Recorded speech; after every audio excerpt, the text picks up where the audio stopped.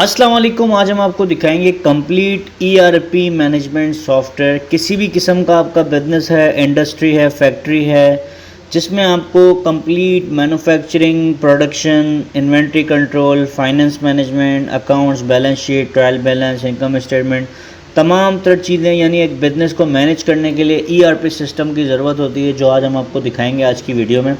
सबसे पहले ये आप देख सकते हैं यूज़र लॉगिन फॉर्म है। यहाँ पर मल्टीपल यूज़र्स लॉगिन कर सकते हैं। बेसिकली ये हमारा सॉफ्टवेयर मल्टीपल यूज़र एनवायरनमेंट को डील करता है।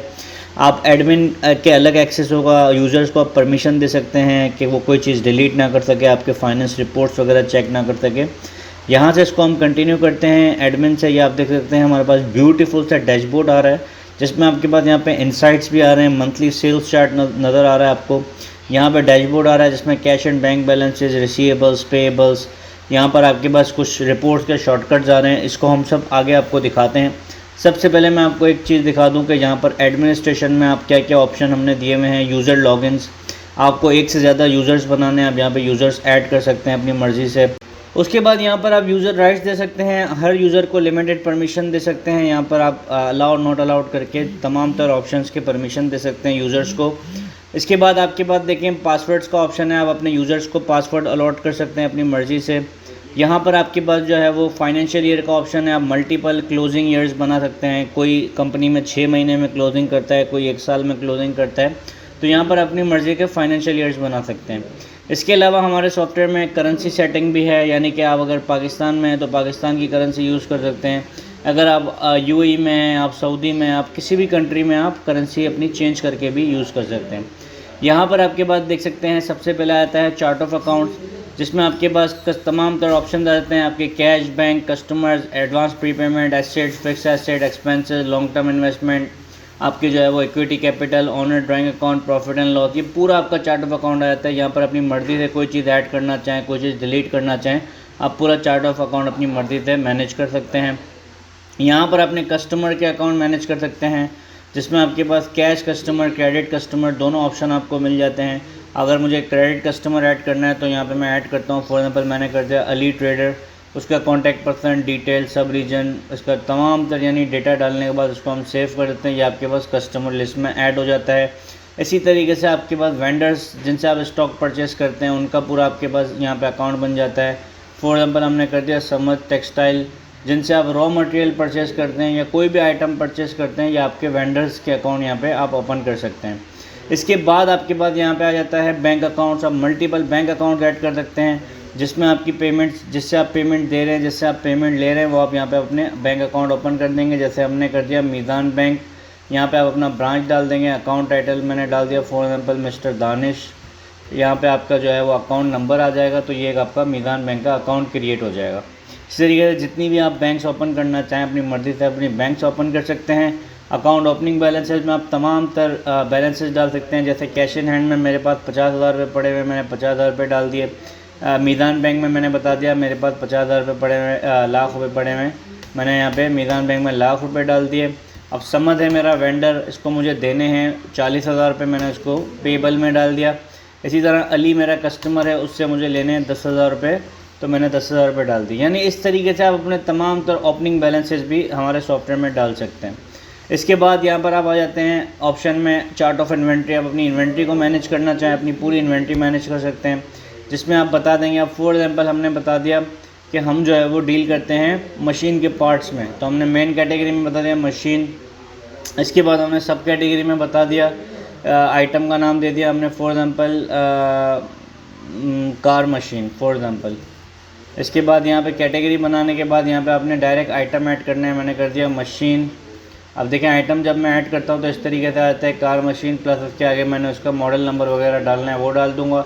आइटम डिस्क्रिप्शन वगैरह डालना है, मेजरमेंट यूनिट सेट करना है, रीऑर्डर क्वान्टिटी सेट करना है, तमाम तरह ऑप्शन आपके पास हैं। आपने इसको सेव कर दिया, ये आइटम सेव हो जाएगा। इस तरह जितने भी आपके आइटम्स हैं वो आप ऐड कर देंगे। चार्ट ऑफ इन्वेंट्री के बाद इन्वेंट्री की भी आप ओपनिंग डाल सकते हैं, बैलेंसेस डाल सकते हैं, इन्वेंट्री लोकेशंस आप ऐड कर सकते हैं। अगर आपकी एक से ज़्यादा लोकेशंस हैं, जैसे वेयर हाउस अलग है, फैक्ट्री की डिफरेंट लोकेशंस होती हैं, वो आप मैनेज कर सकते हैं। प्राइस सेटिंग आप डाल सकते हैं, रीऑर्डर्स आप अपने बना सकते हैं, जॉब कार्ड अपना बना सकते हैं, एम्प्लॉयज़ को आप अपने ऐड कर सकते हैं। चार्ट ऑफ सर्विसेज आप डाल सकते हैं, अगर आप सर्विसेज में भी डील करते हैं वो सर्विसेज आ जाएंगी। इसके बाद परचेज़ के अंदर आप पीओ बना सकते हैं, परचेज ऑर्डर बनाते हैं। सबसे पहले हमने एक पीओ रेस कर लिया, समझ हमारा वेंडर है, इसका देखें 40,000 रुपये जो हमने ओपनिंग डाला था ये दिखा रहा है कि हम इसे देने हैं। अब मैंने यहाँ पे PO date to be delivered डालना है, वो डाल दूंगा। Terms of payment, cheque, cash, जो भी डिसाइड हुआ वो डाल देंगे। इसके बाद यहाँ पे आइटम आपने डाल दिया, जो भी आपने आइटम, जैसे हमने ऐड किया कार मशीन की 50 क्वान्टिटी है, 5,000 रुपये पर पीस का रेट है। जीएसटी हमने लगाना है, 17% जीएसटी लगा दिया, इंक्लूडिंग जीएसटी अमाउंट बन गया। इसको हमने प्रिंट किया, ये आपका पीओ जनरेट हो गया। ऊपर आपकी कंपनी का नाम, एड्रेस, फ़ोन नंबर, तमाम तो चीज़ें आ जाएंगी। नीचे आपके पास approve by, department check by, सारे ऑप्शन आपको यहाँ पे मिल जाते हैं। अब यही पीओ को हमें कन्वर्ट करना है इनवॉइस पे। आपके पास ऑप्शन है सेल टैक्स इनवॉइस पे करना है, नॉन टैक्स पे। हमने कर दिया सेल टैक्स इनवॉइस पे कन्वर्ट। जैसे ही हम कन्वर्ट करेंगे ये आपकी सेल टैक्स इनवॉइस परचेज पे सेल टैक्स पे कन्वर्ट हो गया, परचेज सेल टैक्स पे। अब यहाँ पे मैंने वेंडर इनवॉइस नंबर का रेफरेंस दे दिया। अगर तो पूरा पीओ आपको मिल रहा है एक साथ तो आप पूरा रिसीव कर लेंगे। फॉर एग्जाम्पल 50 हमने ऑर्डर किया था, 30 अभी रिसीव हो रहा है, तो हमने 30 क्वांटिटी कर दिया, बकाया हमारा बैलेंस हो जाएगा। सारा बिल मेरा जो है वो 30 के हिसाब से बन गया। अब मैं अपने वेंडर को फॉर एग्जाम्पल 50,000 एडवांस पेमेंट कर रहा हूँ। मैंने 50,000 एडवांस कर लिया, इसको मैंने प्रिंट कर दिया। ये आपकी एक परचेज इनवॉइस आ गई, परचेज सेल टैक्स इनवॉइस, जिसमें आपकी तमाम तरह डिटेल आ गई, हर चीज़ आपकी आ गई, पीओ नंबर आ गया, रेफरेंस आ गया, हर चीज़ आपकी इसमें आ जाती है। इसके बाद यहाँ पर मैं आपको दिखाऊँ रिपोर्ट्स के अंदर, सबसे पहले आपको मैं दिखाता हूँ परचेज ऑर्डर ट्रैकिंग। अब जो आपने परचेज़ किया था इसमें देखिए हमने डाला था 50 क्वान्टिटी का ऑर्डर बनाया था, जबकि हमने रिसीव किए 30, तो बैलेंस ऑटोमेटिक हमें दिखा रहा है कि 20 स्टिल हमें मिलने बाकी हैं और 30 की इनवॉइस भी आ गई। डबल क्लिक करेंगे तो इसकी इनवॉइस ओपन हो जाएगी, ये पीओ आ गया। या आप वेंडर वाइज भी देख सकते हैं, आइटम वाइज भी देख सकते हैं, पीओ नंबर वाइज भी देख सकते हैं। ठीक हो गया। अच्छा, ये परचेज़ की बात हो गई। अब हम आ जाते हैं यहाँ पे सेल्स वाले कॉल। अच्छा, परचेज़ के बाद यहाँ पे मैं दिखा दूँ आपको, अगर आपको नॉन टैक्स इनवॉइस बनानी है हम नॉन टैक्स इनवॉइस बना सकते हैं। परचेज रिटर्न रिटर्न डाल सकते हैं, कैश पेमेंट, बैंक पेमेंट। इसी तरह आप सेल्स के अंदर कोटेशन का ऑप्शन है, आप कोटेशन बना सकते हैं। मैं आपको बना के दिखा देता हूँ। अब जैसे मुझे अली ट्रेडिंग को कोटेशन देनी है, मैंने अली ट्रेडिंग को कोटेशन दे दी। मैंने बता दिया भाई आइटम का नाम है मशीन, जो कि मैंने बता दिया भाई 10 पीस के हम दे रहे हैं, रेट इसको 10,000 रुपये पर पीस, 17% जीएसटी लगा दिया। इसको मैंने प्रिंट किया, ये मेरी कोटेशन आ गई, ये आप देख सकते हैं कोटेशन आ गई। अब मुझे ये कोटेशन को फॉर एग्जाम्पल ये कोटेशन अप्रूव हो जाती है। अब मुझे इसको इनवॉइस पे कन्वर्ट करना है, मैंने इनवॉइस पे कन्वर्ट कर दिया। 10 कोटेशन, 10 के 10 पीस मेरे अप्रूव हो गए। यहाँ पे मैंने इसके बिल बन गया 1,17,000 का। अगर तो ये आपको पेमेंट दे रहा है तो ठीक है, वरना इसके अकाउंट में ऑटोमेटिक लेजर में पोस्ट हो जाएंगे। प्रिंट किया, ये आपकी सेल टैक्स इनवॉइस आ गई। इसी के साथ अब मैं रिपोर्टिंग में आपको दिखाऊं कि यहाँ पर अकाउंट्स लेजर में आएंगे। अब मुझे देखना है अली का लेजर, तो ये अली का लेजर बन गया। पहले 10,000 रुपये ओपनिंग थे, अब 1,17,000 का मजीद बिल बन गया, 1,27,000 रुपये ये हमें देगा। इसको प्रिंट करूँगा, पूरा लेजर आ गया। अब फॉर एग्जाम्पल ये हमें पेमेंट करना चाह रहा है, तो यहाँ पे आपके पास ऑप्शन आ रहा है bank receipt, cash receipt. Bank receipt में हम पेमेंट रिसीव कर रहे हैं, हमने बता दिया मीदान बैंक में पेमेंट आ रही है। कौन दे रहा है, हमने बता दिया अली ट्रेडर दे रहा है। कितने दे रहा है, हमने कर दिया भाई नरेशन डाल दी पेड, और इसने हमें 20,000 रुपये दे दिए। इसको हम सेव कर देते हैं, रिपोर्ट्स में जाएंगे, लेजर ऑटोमेटिक अपडेट हो जाएगा। ये देखें डिस्प्ले किया हमने, 20,000 रुपये रिसीव हो गए, बकाया बैलेंस हो गए 1,07,000 रुपये। सही है। ये इस तरीके से आपके पास लेजर चलता रहेगा। इसी तरीके से आपके पास पेमेंट कोई आप कर रहे हैं, बैंक पेमेंट, कैश पेमेंट, तो आप यहाँ पे कर सकते हैं। सेल्स के अंदर डिलीवरी चालान बनाने का ऑप्शन है, सेल्स ऑर्डर बनाने का ऑप्शन है, सेल्स रिटर्न का ऑप्शन है, कैश का ऑप्शन है, बैंक का ऑप्शन है। इसके साथ साथ स्टोर में आप जैसे अगर आपका फैक्ट्री है जिसमें आप प्रोडक्शन करते हैं, यानी पहले आपके पास एक आइटम आता है, फिर उसको आप फिनिश गुड बनाते हैं, रॉ मटेरियल से आइटम को फिनिश गुड, तो आप पहले बिल ऑफ मटेरियल बना सकते हैं, जिसमें आप बताएंगे एक प्रोडक्ट बनाने के लिए हमें क्या क्या चीज़ें लग रही हैं, रेसिपी बनाएंगे, इसमें एस्टिमेटेड लेबर कॉस्ट डालेंगे, फैक्ट्री ओवरहेड्स डालेंगे, फिर डेली प्रोडक्शन पे आप बता देंगे भाई आज मैं इतने पीस बना रहा हूँ, उस हिसाब से ऑटोमेटिक आपको प्रोसेस कंपोनेंट्स में पता चल जाएगा कि इतना इतना आपका स्टॉक माइनस होना है।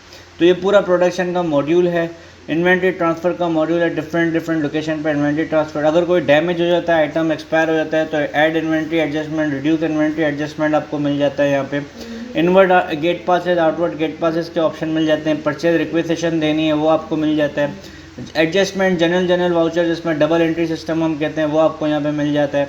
रिपोर्टिंग में आपको 30+ रिपोर्ट्स मिल जाती है। इसमें परचेज रिपोर्ट हैं, सेल्स रिपोर्ट्स हैं, मल्टीपल जिसमें आपको सेल्स पता चलती रहती हैं कि टोटल सेल क्या हुई है, परचेज़ देखनी है, टोटल परचेज़ आपको पता चल जाती है, टोटल परचेजिंग क्या हुई है, आपकी एजिंग रिपोर्ट आ जाती है, sale ageing report, purchase ageing report आ जाती है, अकाउंट्स के लेजर मैंने आपको दिखा दिया, इन्वेंट्री पूरी आपको पता चल जाती है कि टोटल स्टॉक कितना आया था, कितना सेल हो गया, कितना रह गया। इसके साथ साथ आपको हर चीज़ यानी कस्टमर के टोटल पेबल्स रिसीवेबल्स पता चल जाते हैं कि टोटल मार्केट में इतने रिसीवेबल्स हैं। आप टोटल पेबल देखने हैं, वेंडर बैलेंसेस में आपको पेबल्स पता चल जाते हैं। इसके साथ साथ आपको यहाँ पे इनकम स्टेटमेंट मिल जाती है, जिसे हम प्रॉफिट एंड लॉस रिपोर्ट कहते हैं, जिसे हम पीएनएल कहते हैं। आपको पीएनएल पता चल जाती है, जिसमें आपका revenue, cost of sales, other income, financial expenses, taxation वगैरह सारी चीज़ें आपकी यहाँ पर आ जाती हैं। इसके बाद आपके पास यहाँ पे आ जाती है बैलेंस के साथ जो है वो आपको item cost and profit analytic report मिल जाती है, जिसमें बाय ऑल आइटम देख सकते हैं, ब्रांड वाइज देख सकते हैं, मोस्ट सेल आइटम कौन सा है, मोस्ट प्रॉफिटेबल आइटम कौन सा है, मैक्सिमम प्रॉफिट आइटम कौन सा है, ये सारे आपके पास फिल्टर आ जाते हैं। टॉप 3 आइटम बता दें, टॉप 5 बता दें, ये पूरा ERP के अंदर आपको BI का मॉड्यूल भी मिल जाता है।